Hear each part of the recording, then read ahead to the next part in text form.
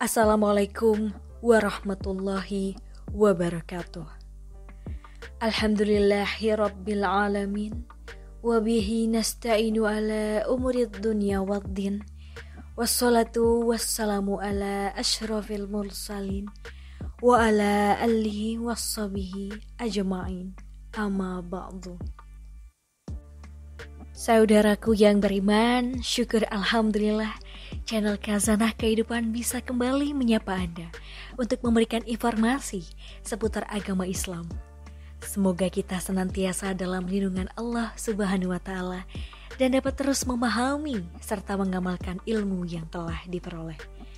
Karena sebaik-baik manusia adalah yang paling bermanfaat bagi manusia. Hadis riwayat Ahmad At-Tabrani Ad-Daruqutni. Mari bersama-sama menjadi manusia yang bermanfaat dengan memberikan kami dukungan berupa subscribe, like, komen, dan share. Serta jangan lupa juga untuk mengaktifkan lonceng supaya tetap selalu update dengan konten yang akan kami berikan. Saudaraku yang beriman, dalam Islam, malaikat adalah makhluk yang diciptakan dari cahaya oleh Allah Subhanahu wa Ta'ala. Maka dari itu malaikat tidak pernah berdosa dan sangat taat kepada Allah Subhanahu wa Ta'ala. Malaikat diciptakan untuk melakukan tugas-tugas tertentunya. Salah satunya adalah mendoakan hamba Allah di dunia ini.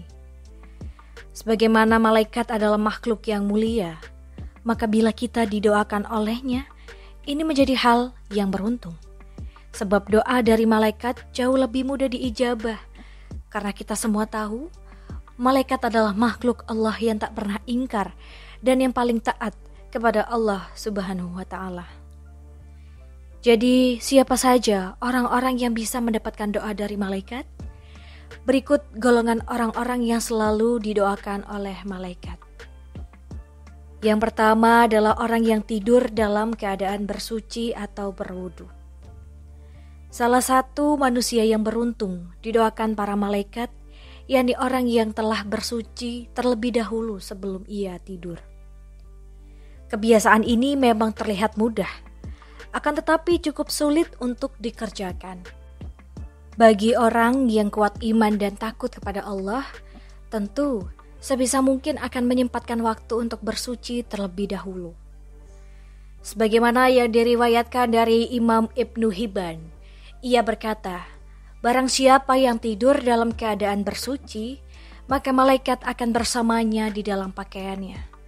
Dia tidak akan bangun hingga malaikat berdoa, Ya Allah, ampunilah hamba-Mu si fulan karena tertidur dalam keadaan yang suci.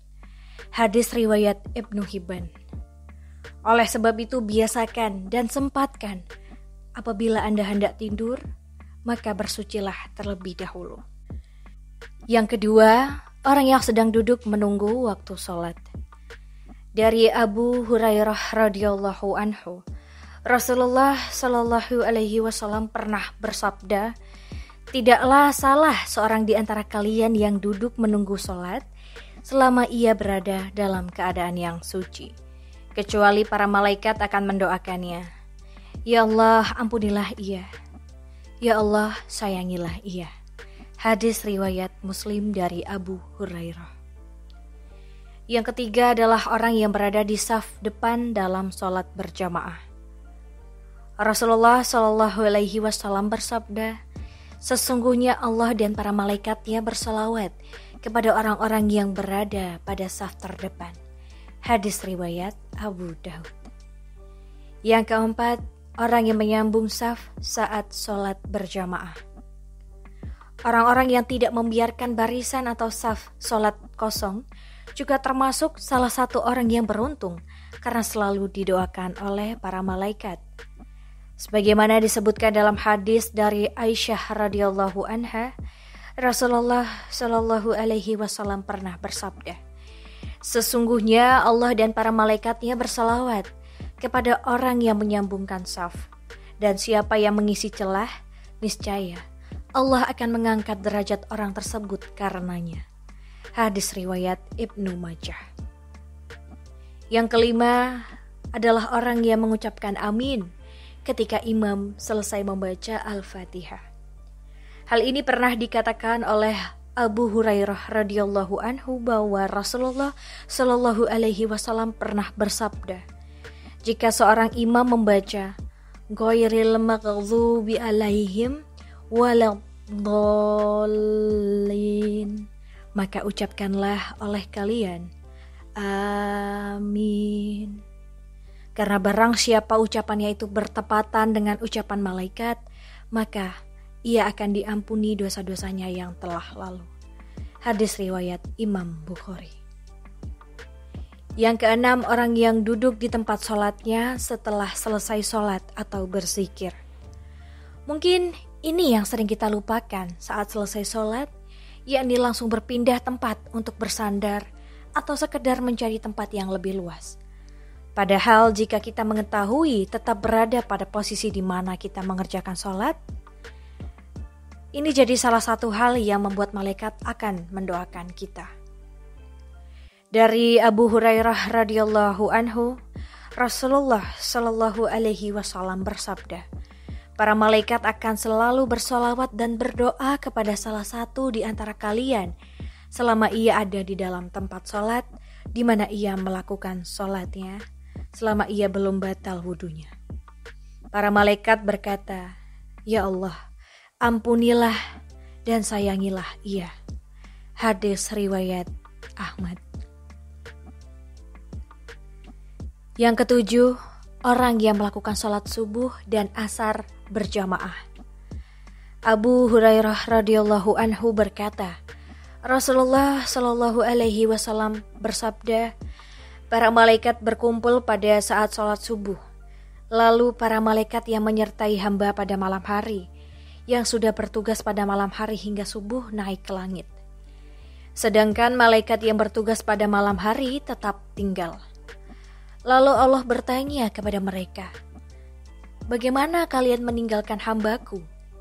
Mereka menjawab, kami datang sedangkan mereka sedang melakukan sholat, dan kami tinggalkan mereka sedangkan mereka sedang melakukan sholat. Maka ampunilah mereka pada hari kiamat. Hadis riwayat Ahmad. Yang kedelapan, orang yang mendoakan saudaranya tanpa sepengetahuan yang didoakan. Rasulullah Shallallahu alaihi wasallam pernah bersabda, doa seorang muslim untuk saudaranya yang dilakukan tanpa sepengetahuan orang yang didoakannya adalah doa yang akan dikabulkan. Pada kepalanya ada seorang malaikat yang menjadi wakil baginya setiap kali dia berdoa untuk saudaranya dengan sebuah kebaikan. Maka malaikat tersebut berkata, amin, dan engkau pun mendapatkan apa yang ia dapatkan. Hadis riwayat Muslim. Oleh sebab itu, doakanlah kebaikan kepada saudara-saudara kita yang mungkin sedang tertimpa musibah atau bahkan yang menyakiti hati kita. Insya Allah, kita akan didoakan kembali oleh para malaikat supaya diberikan kekuatan dan kelapangan dari Allah Subhanahu wa Ta'ala. Yang kesembilan adalah orang yang berinfak atau bersedekah. Dari Abu Hurairah radhiyallahu anhu, ia berkata bahwa Rasulullah Shallallahu alaihi wasallam pernah bersabda, tidak satu hari pun di mana pagi harinya seorang hamba ada padanya, kecuali dua malaikat turun kepadanya. Salah satu di antara keduanya berkata, ya Allah, berikanlah ganti bagi orang yang berinfak. Dan lainnya berkata, ya Allah, hancurkanlah harta orang yang pelit. Hadis riwayat Bukhari dan Muslim. Yang ke-10 adalah orang yang sedang makan sahur.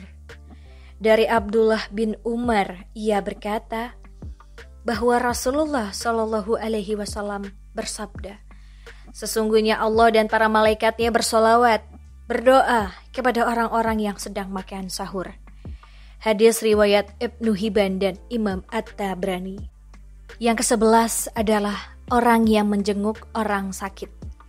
Dari Ali bin Abi Thalib, ia berkata bahwa Rasulullah Shallallahu alaihi wasallam pernah bersabda, tidaklah seorang mukmin menjenguk saudaranya kecuali Allah akan mengutus 70.000 malaikat untuknya yang akan bersolawat kepadanya di waktu siang, kapan saja hingga sore, dan di waktu malam kapan saja hingga subuh.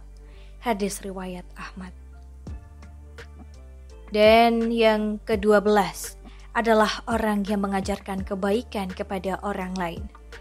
Rasulullah Shallallahu Alaihi Wasallam bersabda, keutamaan seorang alim atau seorang ahli ibadah bagaikan keutamaanku atas orang yang paling rendah di antara kalian.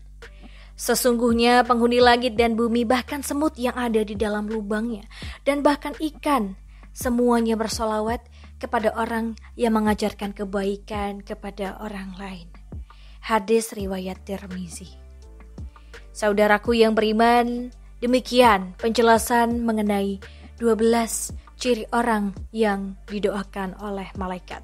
Semoga kita bisa menjadi salah satunya dan bisa terus mengamalkannya. Akhir kalam, semoga bermanfaat. Wassalamualaikum warahmatullahi wabarakatuh.